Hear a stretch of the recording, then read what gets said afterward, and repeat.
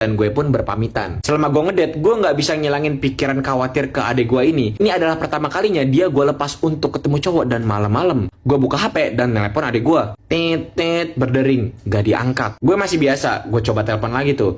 Tit, tit, berdering lagi. Tapi gak diangkat lagi. Gue agak panik. Gue telepon lagi dah tuh.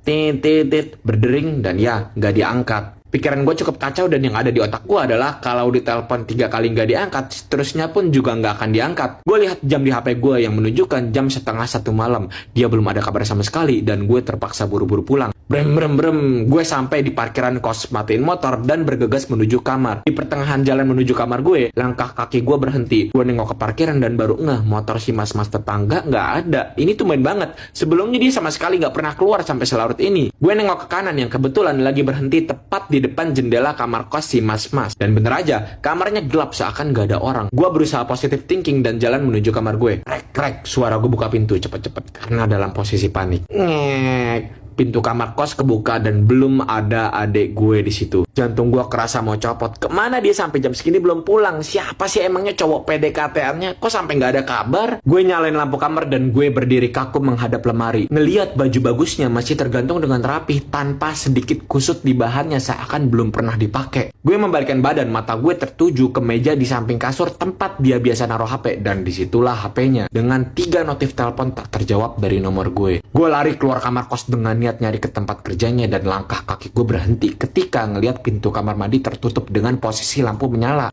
Gue berjalan perlahan menuju kamar mandi. Gue tarik nafas dan buka pintunya dan disitulah dia, adik gue terbaring lemas tak bernyawa. Tak sepatah kata pun dapat keluar dari mulut gue, hanya air mata yang menetes ke tubuh lemahnya. Gue peluk dia seerat yang gue bisa sambil memutar otak memikirkan siapa yang tega ngelakuin semua ini. Gue melihat sekeliling ruangan kamar mandi, mencoba mencari petunjuk dan disitulah gue lihat ada kertas kotak peringatan kecil menempel di pintu kamar mandi. Kotak itu bertuliskan, peringatan, ketika terkunci, pintu hanya bisa dibuka dari dalam.